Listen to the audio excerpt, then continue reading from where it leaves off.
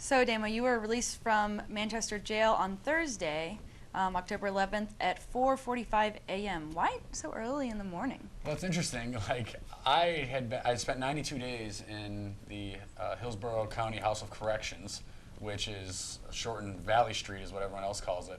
And while I was there, most people were released between 8 and 10 a.m. with a few exceptions when the court was really busy around noontime or a little later. And I was woken up at shortly after 4 a.m. Not told why I was being rushed down to booking. I thought because it's possible that another agency could want to talk to you about like I've seen guys who thought they were getting released and then had another warrant, and so they had to stay. And so it's not rare to have it's not the only time you go to booking to be released. Other things could go on there. So I was wondering what was going on, or if I was being released, I wanted to call to make sure I had a phone because I don't live in Manchester. I live in Keene. And so it was all weird, but I was told I can't use a phone, I can't do, just pack up my stuff, go down there. As soon as I get down there, I was thrown in a side cell, a holding cell, and waited, and then got out 10 minutes before 5 o'clock when they finally let me use the phone and say, yeah, I was being what they call B&B or released, and that they couldn't tell me why. Later, I came to find out that there was a video documentary crew that had wanted to follow me around since my release and see get the first few hours of being released from jail, and they had called the jail to ask to film. The jail at first said no, then called them back and said yes, and told them that I'd be out between 8 and 10 a.m., and then they kicked me out at 5 a.m. Wow. Yep. That's sneaky, So and jails have been known to do that. Yeah, you can only assume that they didn't want, this on video, It's probably, I was there for chalking and making phone calls, so, Right. People get to see more. I said a number of times while I was in jail that if we could just use the footage and make a reality TV show, people would be amazed on the type of time and waste that is put into doing jail sentence for the people who are there for not harming anybody. Yeah, speaking of time, how much time did you actually spend in jail for the wiretapping charge, and then you were already in jail for the chalking? Right.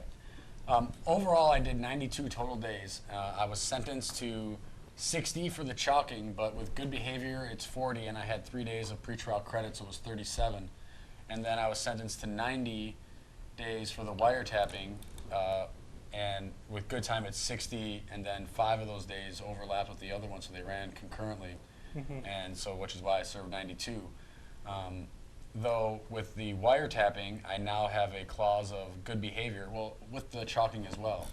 They both have a good behavior clause. The wiretapping is 5 years, and for the next 5 years, if I don't have good behavior, which they would not define for me, I will be sent back to Valley Street for 9 months, and then to the state prison in Concord for 1 to 3 years times 2.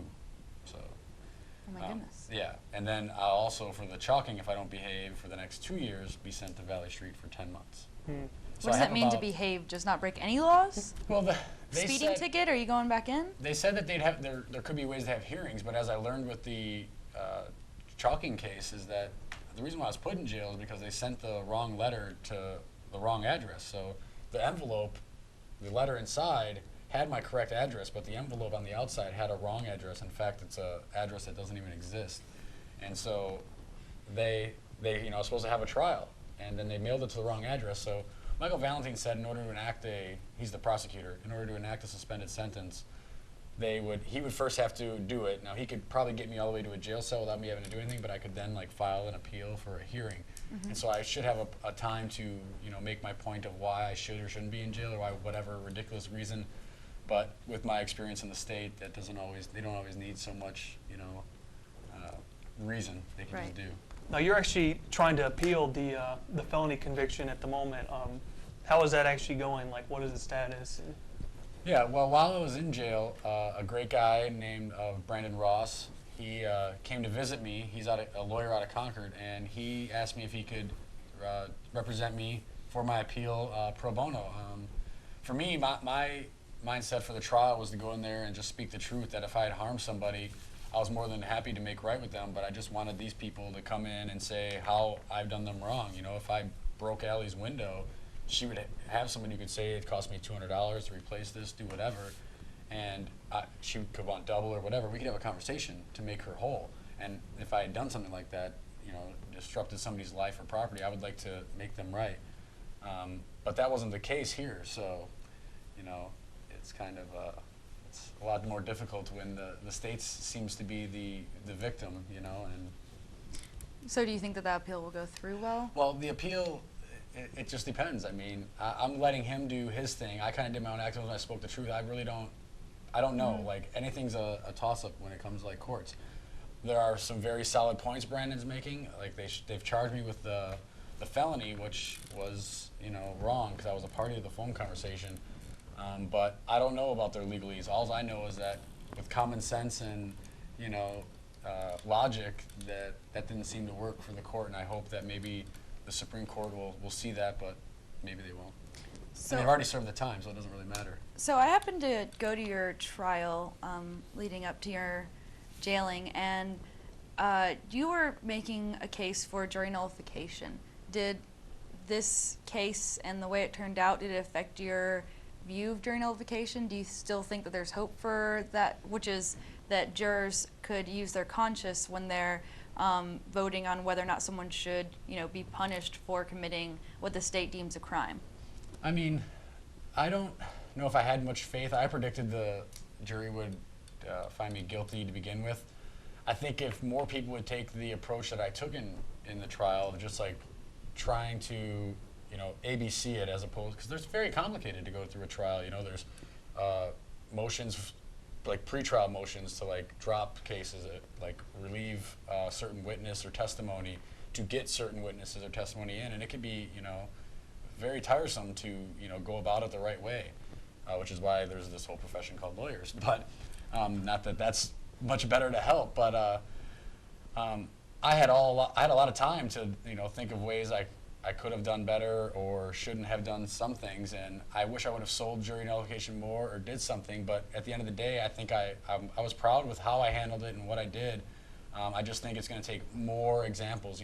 Recently or since me, there was one trial here in New Hampshire with a guy on a marijuana case, which the jury did use jury nullification. So if folks keeps refusing plea deals, because we're talking 9 out of 10 people are taking plea deals now. So if we can get that number down, maybe in half or something, and juries will get more experience with this, then I would say it would be more worth it. Because The interesting thing about that case was that there was actually a Free Stater on that jury who seemed to really help move things along in the right direction. yeah, I wondered. I read the jury instructions in the newspaper, and so he was very direct with his instructions too. And yes, there was a liberty-minded person on the juror. I wonder which one. I wish maybe one or the other wouldn't have been there, so you could see which actually held it. But who knows?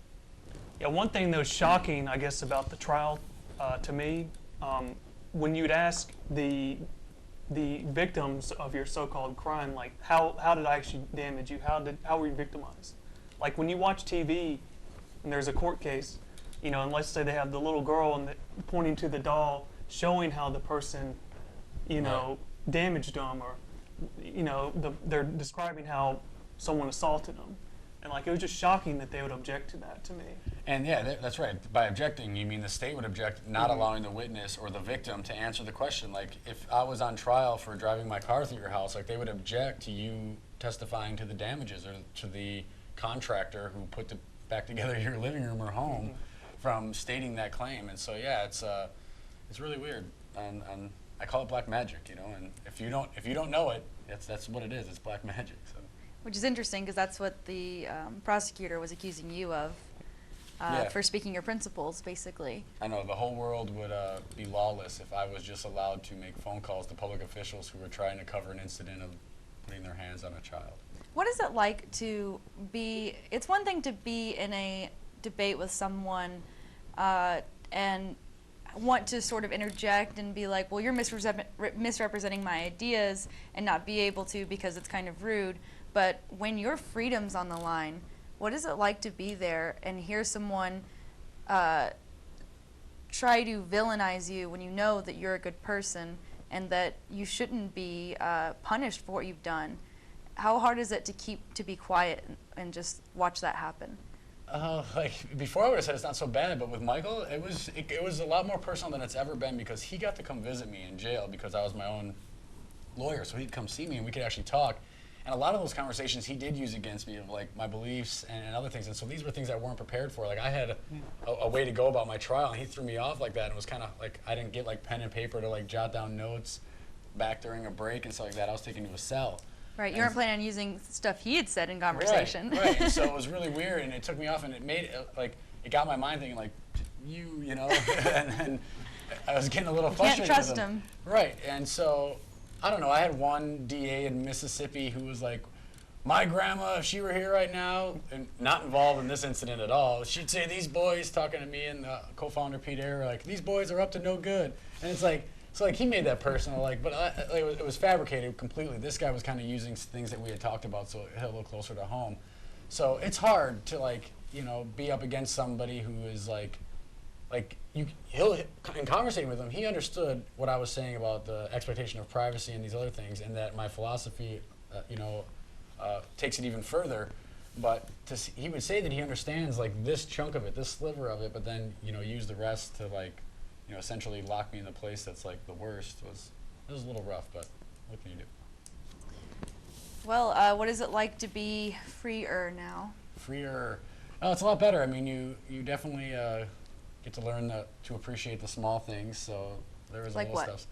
I don't know. I always joked when I was in jail, like it's called the House of Corrections, first of all, and that's just got to be like the craziest term for what jail is ever. Because you don't feel corrected? I don't feel corrected. There is no effort to correct you. It is like a, frat house for like multiple. It's not just the college kids. It's like 60 to like 19. They're all in there. But I would always ask the COs, and like one guy was a newer guy, and he's like, I'm like CO. He's like, I'm like, how do you feel about your career? Working for somebody that's like trillions of dollars in debt. He's like, well, this is my career. As long as I can be. Helping inmates correct their behavior. And I'm like, speaking of that, like tell me one thing you've done today to correct my behavior. Because you brought me dinner, you handed me my mail, you took my laundry, I don't really, you changed the channel for me on the TV. Like, the self-responsibility aspect is not there. There's nothing there. Like, there's no classes, there's no nothing, like, there's an AA class and like RSAT, which is about drugs, morally, and like the addictive natures of people's personalities and chemical makeups. But nobody takes them unless they're court ordered to take those classes, and which means it's a string hanging over your head on being released. So of course, like, take this class or you're not going home. Like, okay, thanks. But there's no type of like skill training, like accounting. Like, if some people didn't know how to read, and it's sad. Like, they didn't teach them anything. Wow. Now you were just released, and this Saturday you've already made a difference in someone's life when you went cop blocking. And you basically saw a drunk driver, and you intervened and prevented that person from possibly being arrested. Yeah, even though I have the good behavior clause, I don't know if cop blocking or filming public officials qualifies as a violation of that. But yeah, some folks here in Keene the last couple of weekends for, I don't know, a month or two have been going out cop blocking. And while we were out this weekend, we did hear a call about a drunk driver, and we actually intercepted the car beforehand. I didn't see him driving dangerously or anything over the road, but after he pulled over and we talked to him, you could clearly tell he was intoxicated.